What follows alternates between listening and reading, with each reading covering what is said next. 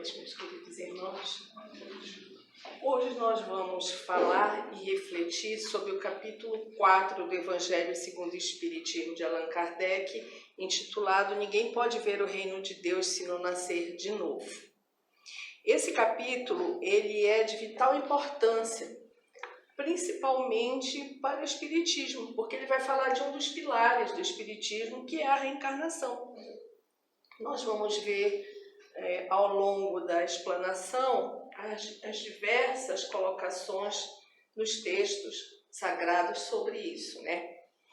Então, vamos tentar ver um pouco do contexto histórico para a gente poder entender da época de Jesus, né? Naquela época, os judeus, eles já tinham a ideia da reencarnação. Eles acreditavam que os profetas reencarnavam para trazer ensinamentos, que tinham a missão de trazer mensagens, ensinos, né, para a evolução da humanidade. Eles só não tinham, isso eles não tinham mesmo, a noção que nós temos hoje de reencarnação, né? Que é uma lei divina aplicada a absolutamente toda a humanidade. Isso eles não tinham. Eles tinham uma noção ainda não muito clara de como acontecia e eles atribuíam isso a uma necessidade dos profetas virem e trazer a evolução para a humanidade. Essa era a noção que eles tinham. Os únicos na época que não acreditavam que o espírito podia retornar à vida eram os caduceus. Eles não acreditavam em vida depois da morte. Então, eles não acreditavam em ressurreição, nem reencarnação, né? Antigamente, na época de Jesus, eles não usavam a palavra reencarnação. A palavra reencarnação foi colocada no Evangelho segundo o Espiritismo por Allan Kardec, justamente para diferenciar do termo que os judeus usavam, que era a ressurreição. Esse sim era o termo usado na época. E aí a gente pode se perguntar, mas qual é a diferença? Né? A diferença é que a ideia de ressurreição que eles tinham é que sim, o espírito voltava à vida, mas voltava à vida no mesmo corpo. Então, aquele indivíduo morre e o espírito dele volta naquele mesmo corpo. E hoje, com a evolução, com a ciência, a gente sabe que isso não é possível. Que uma vez o corpo físico entrando em falência, as células vão se degenerar, vai entrar em estado de putrefação e isso não vai nunca acontecer. Além do que, hoje a gente sabe o que é a reencarnação e a gente sabe que tem reencarnações que ocorrem milênios depois do desencarne. E aquele corpo não tem condição de esperar todo esse tempo, né? Mas era essa a noção que eles tinham. E por isso que Kardec fez questão de criar o termo reencarnação para poder fazer essa diferença, né? Nós vamos ver que a ideia da reencarnação existe nos textos sagrados de muito tempo. Nós selecionamos alguns que se deixam de forma bem clara, né? E que são muito importantes para o Espiritismo, porque às vezes você encontra pessoas que falam assim, mas na Bíblia, no texto sagrado, não fala de reencarnação. Como a gente acabou de dizer, essa palavra realmente não tem, mas a ideia tem. E a gente vai ver isso. Então, o primeiro texto que eu trouxe aqui foi de Marcos, capítulo 8, versículo 27 e 30, que diz o seguinte: Saiu Jesus com seus discípulos para as aldeias de Cesareia de Filipe, e no caminho perguntou-lhes: Quem diz os homens que sou eu? Eles responderam: Uns dizem João Batista, outros Elias, e outros um dos profetas. E ele lhes perguntou: Mas vós, quem dizeis que sou eu? Respondeu-lhe Pedro: Tu és o Cristo. Ordenou-lhe Jesus que a ninguém falasse a respeito dele. Nesse momento, Jesus não queria que fosse dito ainda que ele era o Cristo, ele não estava no momento. Em Mateus, essa mesma passagem é acrescentada, um acréscimo em Mateus, capítulo 16, versículo 13 a 17, Jesus acrescenta para Pedro: bem-aventurado és, Simão, filho de Jonas, porque não foi a carne e o sangue que te revelaram isso, mas sim meu Pai que está no céu. Aqui, quando ele diz isso, ele está querendo dizer que não foi Pedro, não foi do cérebro de Pedro, não foi a ideia de Pedro que reconheceu. Não foi Pedro que reconheceu que ele era o Cristo. Que foi Deus que usou Pedro para fazer essa revelação. Nós estamos falando aqui da mediunidade. Isso é um ato mediúnico, no qual Pedro traz uma informação que não é dele, que é do plano espiritual que Deus enviou. Bom, agora uma coisa que a gente tem que perceber aqui nesse texto é... Imaginem a situação. Ele está andando com seus discípulos naturalmente. É uma conversa natural, gente. O que eu quero que vocês percebam é que isso era uma coisa corriqueira, de certa forma. Então, eles estão conversando. Aí um diz, eles dizem que você é o Batista. Outros dizem que você é o profeta. E Jesus concorda. Como é que Jesus concorda?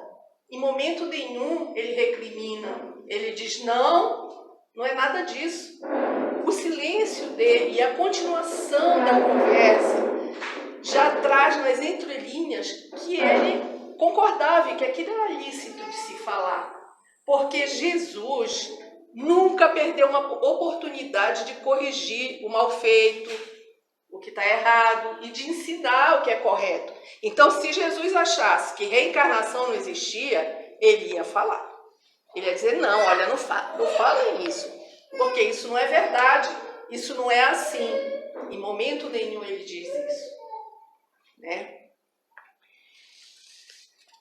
Outro momento importante é quando Jesus fala da reencarnação de Elias após a transfiguração. Isso aqui está em Mateus, capítulo 7, versículo de 10 a 13. E diz, seus discípulos o interrogaram dizendo, por que, pois, os escribas dizem que é preciso que Elias venha antes? Mas Jesus lhe respondeu, é verdade que Elias deve vir restabelecer todas as coisas, mas eu vos declaro que Elias já veio e não o conheceram, mas o trataram como lhe aprouve. É assim que eles farão sofrer o Filho do Homem. Então seus discípulos compreenderam que era de João Batista que lhes havia falado. Gente, Jesus foi muito claro aqui. Falou sim, Elias tinha que vir, mas ele já veio. Ele não deixa dúvida nenhuma. E vocês não reconheceram, maltrataram, assim como vão fazer com o Filho do Homem, porque ele sabe o que ele ia passar. E todo mundo entendeu o que ele estava dizendo, foi um consenso. Todo mundo percebeu que ele estava dizendo, olha, João Batista é a reencarnação de Elias. Mais uma vez, eu quero que vocês fiquem percebendo a naturalidade com que esse assunto era esboçado na cultura judaica. Tá? Aí, novamente, em Marcos, capítulo 6, versículo 14 e 15, está escrito, entretanto, Herodes, o tetrarca, ouvindo falar de tudo que Jesus fazia, seu espírito estava em suspense. Porque uns diziam que João ressuscitara de entre os mortos, outros que Elias apareceu, e outros que um dos antigos profetas ressuscitara. Então Herodes disse, eu fiz cortar a cabeça de João, mas quem é esse de quem ouvi falar tão grandes coisas? E ele tinha vontade de vê-lo. Então, mais uma vez a gente percebe que nas diversas camadas sociais, o assunto, a ideia da reencarnação era comum. Porque os seguidores de Jesus, na maioria dessas vezes, eram pessoas simples. Alguns não sabiam ler, não sabiam escrever. Herodes já fazia parte de um staff político superior. Ele também estava falando da mesma coisa. E aí, a gente, com a mesma naturalidade, né? E com curiosidade, aí a gente vai ver agora uma passagem que é muito emblemática, que é o encontro de Nicodemos com Jesus. E precisa que a gente faça uma pequena contextualização também sobre isso. A primeira questão é, quem é Nicodemos, né? Por que ele tem importância? Nicodemos, ele era um senador, ele fazia parte do Sinédrio e ele era líder dos fariseus. Tá, e o que era o Sinédrio? Né? Porque fazia parte do Sinédrio, tá, mas e aí? O Sinédrio era um conselho, né, dos judeus e era um conselho top, o mais importante. Ele tinha função judiciária, legislativa, executiva e também eram eles que faziam as leituras, as análises, as interpretações dos textos sagrados. Eles eram os grandes intelectuais e eles regiam toda a nação judaica. As decisões do Sinédrio eram decisões sérias em todos os níveis, políticos, religiosos. E Nicodemos não era nada mais, nada menos do que um senador do Sinédrio, né? E aí a gente vê o texto. Nicodemos foi à noite encontrar Jesus e lhe disse: Mestre, sabemos que vieste da parte de Deus para nos instruir como um doutor, porque ninguém poderia fazer os milagres que fazeis se Deus não estivesse com ele. Isso é só o primeiro parágrafo. Gente, aqui já prestem atenção numa coisa que é muito importante. Não é uma pessoa que não sabe o que está dizendo. Ele era um especialista em textos sagrados, em reconhecer sinais. E ele reverencia Jesus, chamando-o de mestre. E afirmando: você veio de Deus. Os sinais dizem isso. O que você faz é de Deus. Isso é muito importante. Tá? Aí Jesus lhe respondeu: em verdade vos digo, ninguém pode ver o reino de Deus se não nascer de novo. E Nicodemos lhe disse: como pode nascer um homem que já está velho? Pode ele entrar no ventre da sua mãe para nascer uma segunda vez? Nesse momento, Jesus não falou: não, Nicodemos, isso é impossível, imagina que vai nascer de novo. Jesus diz o seguinte, na verdade uma afirmação. Jesus lhe responde: em verdade vos digo, se um homem não nascer da água e do Espírito, não pode entrar no reino de Deus. O que é nascido da carne é carne, o que é nascido do Espírito é Espírito. Não vos espanteis do que eu vos disse, que é preciso que nasçais de novo. O Espírito sopra onde quer, e ouvis sua voz, mas não sabeis de onde ele vem e para onde ele vai. Ocorre mesmo com todo homem que é nascido do Espírito. Nicodemos lhe respondeu: como isso pode se dar? Jesus lhe disse: quê? Sois mestre em Israel e ignoras essas coisas? Deu um puxão de orelha nele. Em verdade vos digo que não dizemos senão o que sabemos, e que não testemunhamos senão o que vimos, e entretanto vós não recebeis nosso testemunho. Mas se não credes quando vos falo das coisas da terra, como me crereis quando vos falar das coisas do céu? Isso está em João 3, versículo 1 a 12. Veja aqui, olha, a gente está falando de Nicodemos, um intelectual da época, um estudioso de texto, e ele não entendeu o que Jesus estava dizendo. Jesus ficou até admirado e deu aquele puxãozinho de orelha, né? E Jesus fez um alerta. Jesus falou assim: bom, se você, que é um estudioso, um intelectual, não está acreditando no meu depoimento, no meu testemunho sobre as coisas daqui, da terra, do aqui e agora, porque vamos combinar que a reencarnação é uma coisa concreta. A reencarnação não é imaginária, ela está aqui, está todo mundo reencarnado. Mesmo naquela época que eles não tinham noção que era para todos, João viveu lá, Elias viveu lá e eles sabiam. Então, Jesus fala: poxa, se você não está entendendo e não está aceitando o meu depoimento, porque eu estou dizendo é verdadeiro, das coisas da terra, imagina se eu falar dos planos sagrados espirituais elevados. Você não, entre aspas, você não vai entender nada e vai ser uma confusão só. E, de fato, a gente fica pensando, Aquela época, a humanidade não tinha condições de saber mais do que o que Jesus trouxe. Por isso as parábolas, por isso Jesus falava sempre, quem tem ouvidos de ouvir, quem tem olhos de ver, porque não eram todos que tinham condições de entender minimamente o que ele estava falando. Gente, ele veio mudar todos os paradigmas. Então imagine uma civilização que vem com a lei mosaica, do olho por olho, dente por dentro, aí vem Jesus e diz, não, agora a gente vai amar os nossos inimigos, e vem falar coisas altamente transformadoras, como que tem que nascer de novo para chegar no reino de Deus.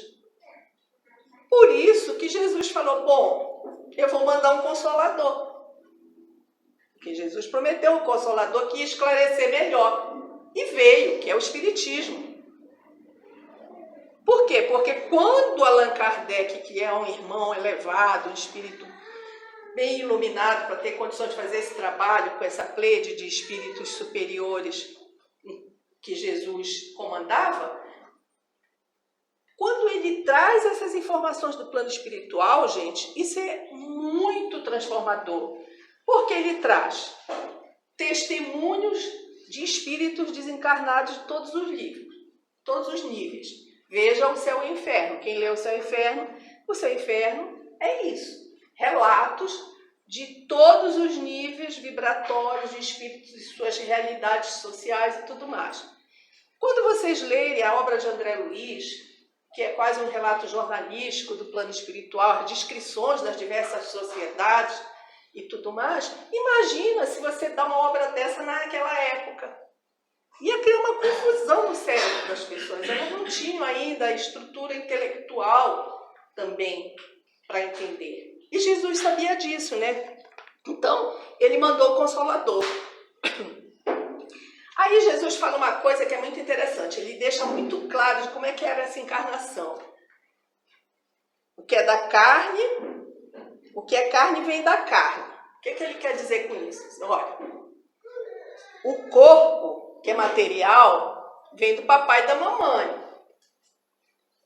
É a genética, é a herança genética corporal, são os gametas, formam um bebê, ótimo. Essa é a parte material, que na época era simbolizada pela água. Por isso que ele fala da água, que a água gerava tudo que era material, eles acreditavam nisso.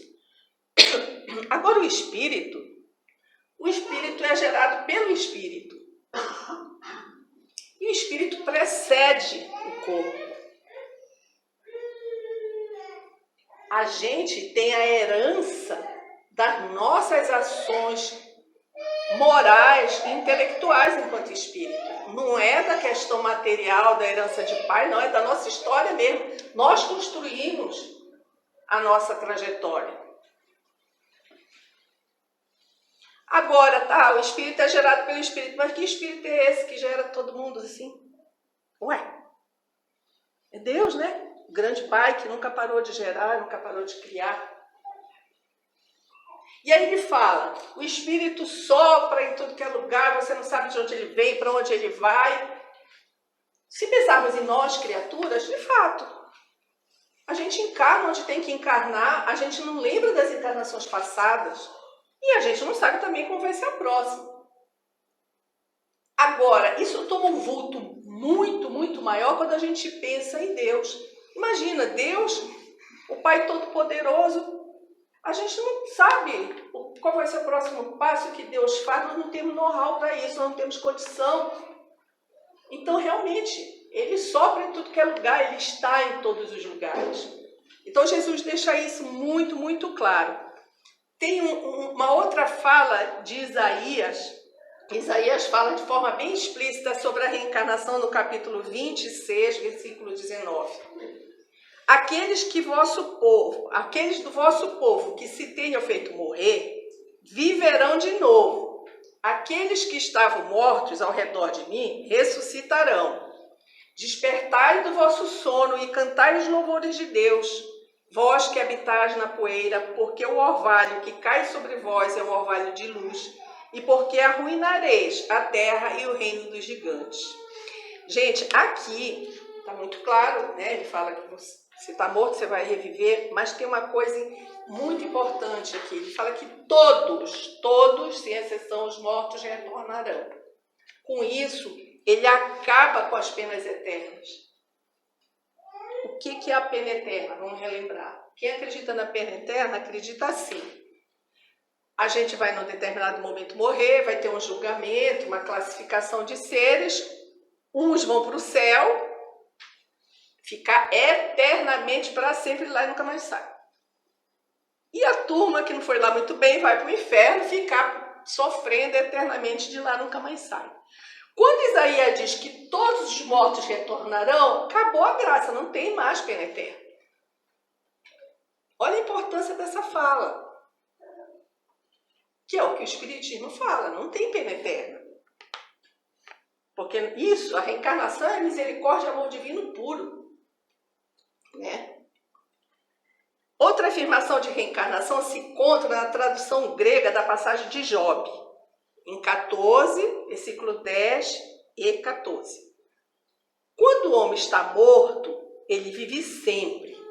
Terminando os dias de minha existência terrestre, esperarei, porque a ela voltarei de novo. Eu vou repetir, gente, isso aqui é tão claro, tão simples, tão direto.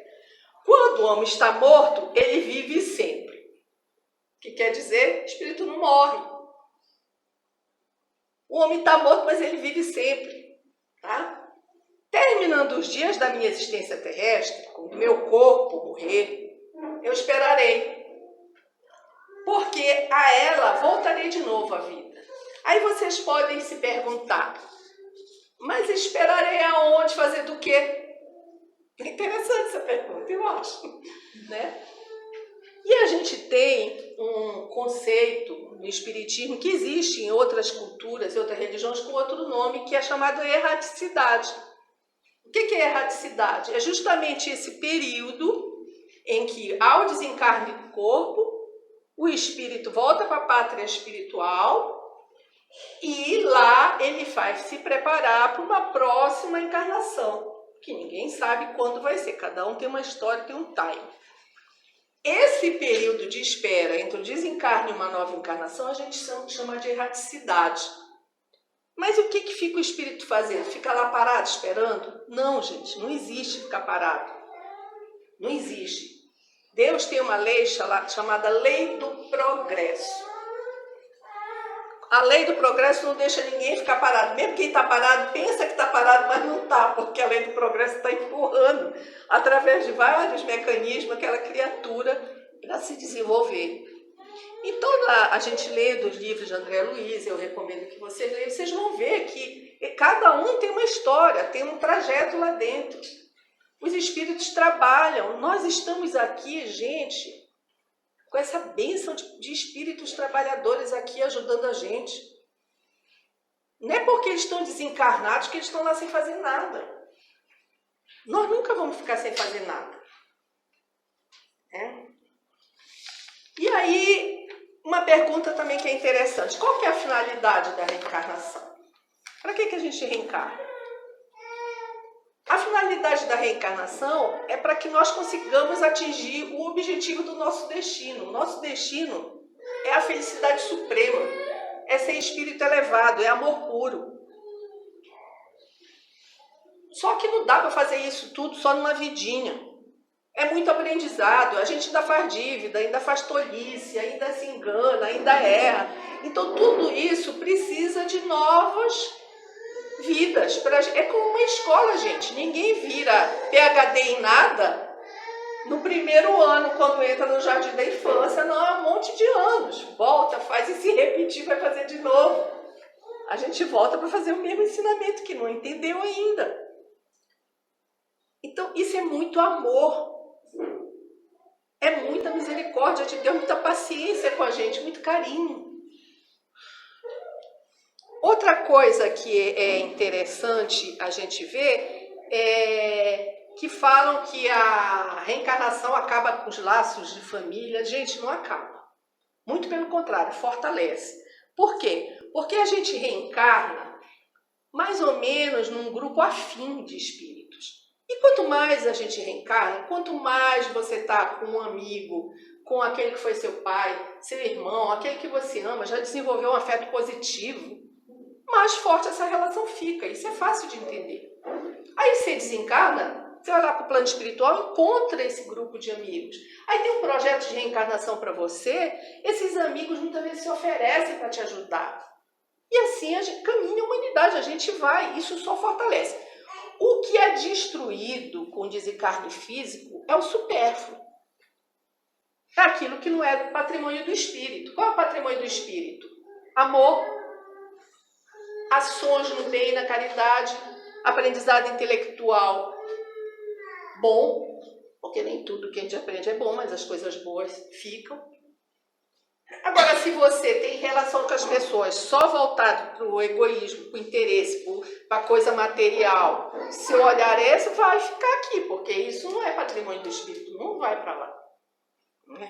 Outra questão é qual que a gente pode fazer, qual é o limite da encarnação? Puxa, eu não queria mais encarnar aqui, quando será que eu vou me livrar disso? Né? Eu não quero mais e tudo mais. Isso aí não tem um limite definido. É individual. Porque cada um tem uma trajetória, cada um tem uma velocidade evolutiva.